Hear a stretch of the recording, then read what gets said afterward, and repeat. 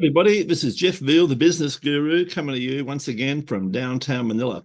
I've got an amazing guest on today, and he's got a wonderful cause that you people should pay attention to. In fact, more than pay attention, reach out, have a cup of coffee with this gentleman. He's got an amazing story to tell, and he'd love to have a chat to you. His name is Todd Lingel, and Todd is the founder, executive director of I think it's right, it's either the CARES or CARS Foundation. Is it CARES or CARS, Todd? Hello there, Todd. Talk to me. Yeah, you froze up. You I there? froze up. Yeah. Is it CARS or CARS or CARES? Todd? Cares. CARES, yeah. But it's CARES with a K, guys. That's Yeah. why I'm a bit confused. Years in the industry, been doing this on and off for 10 years, guys. Imagine that.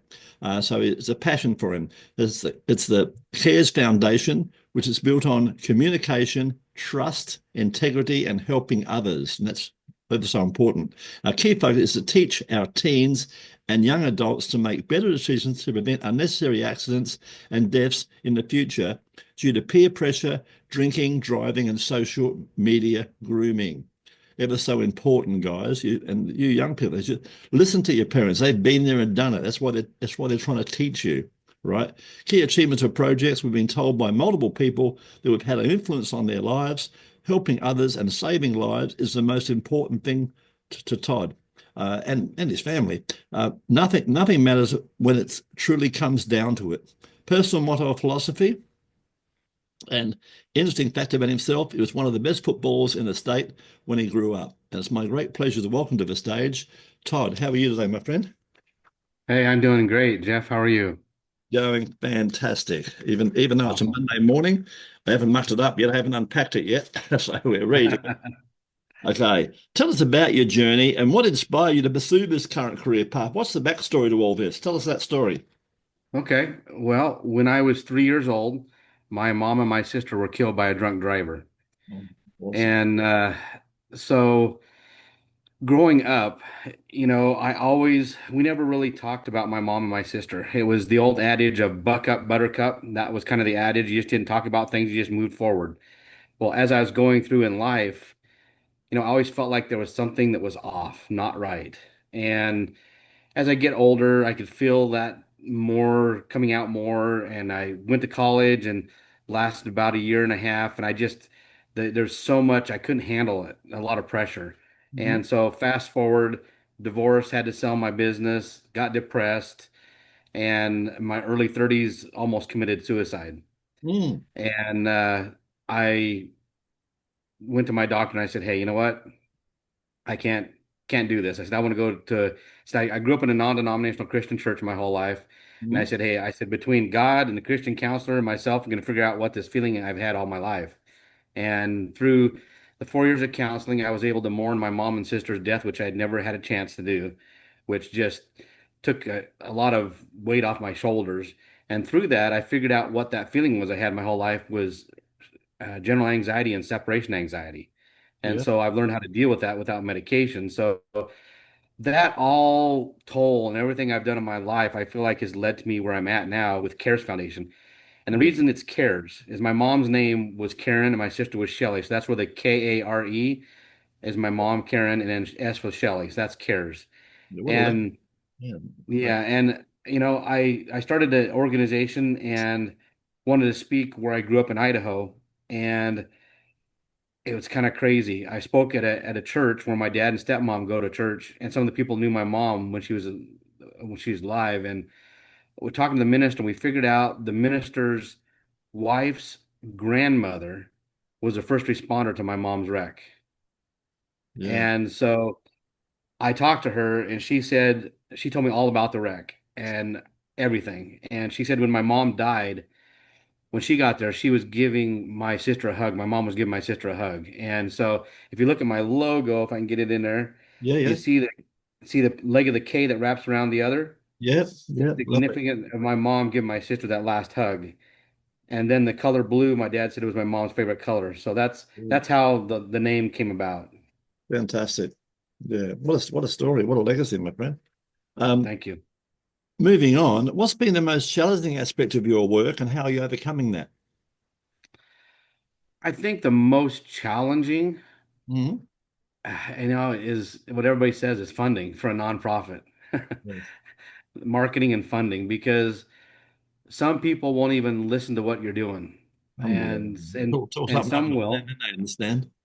Yeah, and there's been probably, I'm gonna guess, I'm probably 30 people at least that have, hey, we're going to do this for you, we're going to donate, and then I never comes about. So the word integrity doesn't mean what it used to mean. So that's Well, probably been the most difficult.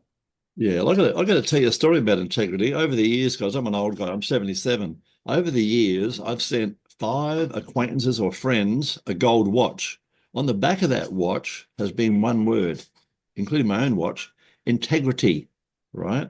So these are people I've come across who really had it. And then one guy, I recently, going back about, I don't know, 4 or 5 months ago, I had to ring him up, and his name was Robert. And I rang him up and I said, Robert, how you going, my friend? Have you got an engraver in your town? He said, of course I've got an engraver. I said, well, you better pop down to the engraver and cross out that integrity and put the word respect, because that particular gentleman has lost his integrity. So there you go, guys. It's all about integrity. It's all you got. You're born with integrity, guys, right? You're born with Yep. integrity, and you've all got it. And it's yours to lose. Is that really that? I'm strong on integrity. Um, Yep. tell us about an important moment in your career that when you were younger and whatever that changed your direction. What's happened in your life so far that growing up, what's changed your direction? Well, I do have to say that moment that I tried to commit suicide, I had a shotgun in my mouth. Oh I, God. I really, I really think at that moment when I got pulled out of that, and I don't even know what I thought about my thought process, what it was at that point, and I have no clue. It wasn't me, because I would never ever think that in my right mind, if you will. Mm, And so I think that was the changing point and turning point, because that's where I really started growing as a person, going through the counseling, and it's led me to where I'm at today. And yeah, I mean that's been the point, because we've helped people from that point. yeah. Don't forget, guys, if you ever get those down moments, you got to have rain to see rainbows, guys. So when you're down, I've been down many a time, and I'd say to myself, oh, well, here I am. That's good. The only way back up is now it's back up. All right. When you get down to the bottom, only one way to go is up. So if you have Absolutely. any problems in that issue, guys, I'm available 24/7. I'm sure Todd is as well. Reach out. Let's have a chat. If you got feelings of despair or you think you've got a problem, every problem is solvable, guys. In fact, I used to say, the joke I say, every problem has got 10 solutions. Write them all down, 10 solutions. And one of them is the best solution. Work on that one first. If that doesn't work, move on to number two. But there's always a solution, guys, right? There's Yep. no excuses, just solutions, right? Absolutely. Um, Tell us, in your opinion, what have been the key qualities and skills that have contributed to your amazing journey and your success? What do you believe they are? Well, I think my ability to build rapport quickly with people, Yeah, and then my ability to network. Those two things, I think those abilities allow me to meet the right people yeah, and then build that relationship pretty quick, yeah. and continue those relationships. Yes, yeah, and you got the integrity factor in spades, my friend. We chatted earlier offline, as you know. Yeah. Tell me, Todd, we can't always be up every day, but how do you stay motivated and continue to innovate in your field? What's your secret? You know what is all I go back to? And if you go on my website, carestoday.org, with a K, Kares today.org, you'll see one of the gals. She's what was she, 15 years old, I think she is, and she's one of the first ones that came to me and said we made a difference in her life. And she Fantastic. did a little uh, talk on, it's on, like I said, on my website, and her name's Emma. And if I'm struggling or anything like that, I go back to her words that, you made a difference. And so that's what drives me, is every time I hear some young person tell me we made a difference, that's what it's all about. Yeah, fantastic. You only change one life, guys. You've done a good job, but Todd's out there changing lives every month. Um, tell us about a recent project or achievement amongst your many, how you go around different schools and organizations. Tell us about a recent project or something coming up that you're particularly proud of, my friend. Oh yeah, we've got a book that's coming up. It's called Unseen Scars: truths from the seen and beyond, and what it's going to be about. And we're just in the some steps of putting it together.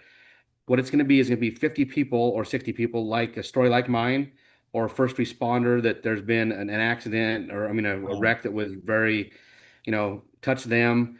And so we're putting that book together, and there's going to be, a story, and there going to be a couple questions afterwards for the people reading it. Yeah. And then on the backside, we're going to have some lines where they can answer those questions. And, we want to take this book around all over the place and Yeah. see if counties will make it part of their rehabilitation for people convicted of impaired driving.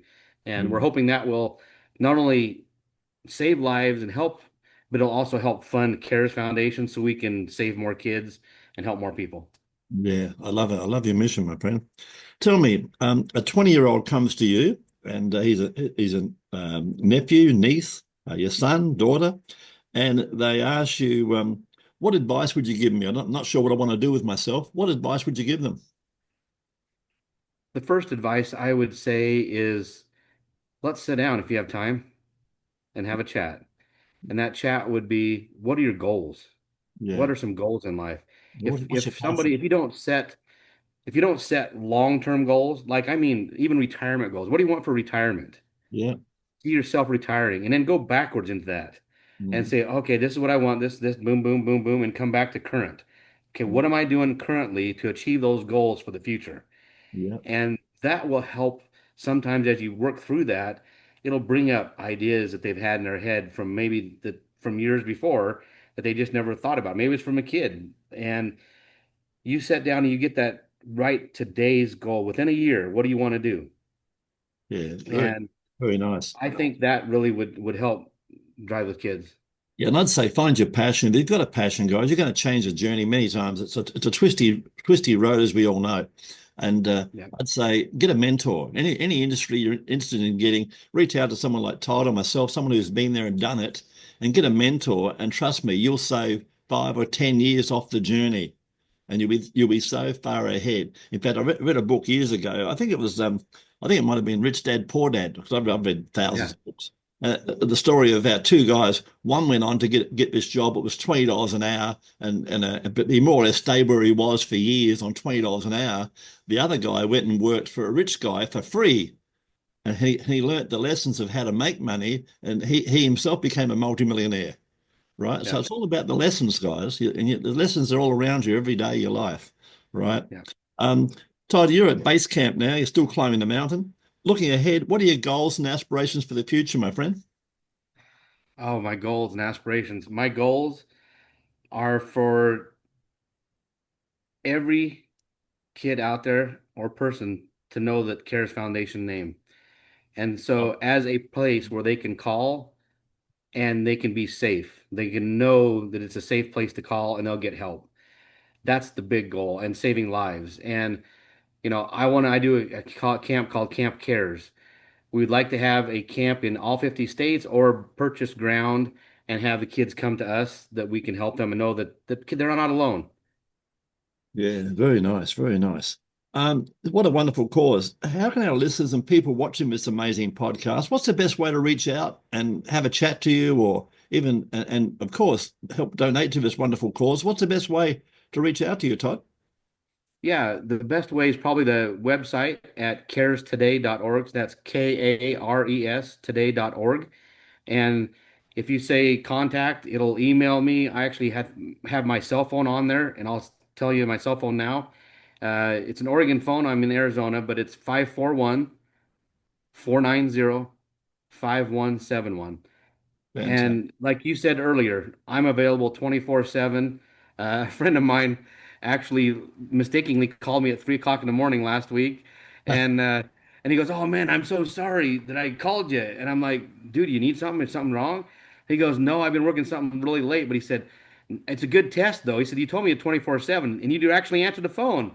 I'm like, "Yeah, I love it. And don't forget, look on the screen, guys. There's a little picture of a mobile phone there, and it's got the website there. There's no excuses. And guys, it's Christmas time, so time for giving. So come on, reach out and see if you can give something. $5, $10. It all helps, right? And for you business absolutely." guys, $100. It's probably tax deductible even. So guys, Right. reach out. have a chat to Todd and see how you can make a difference, and come and join the group. Come and help spread the word. You know, we're all in this together, guys, right?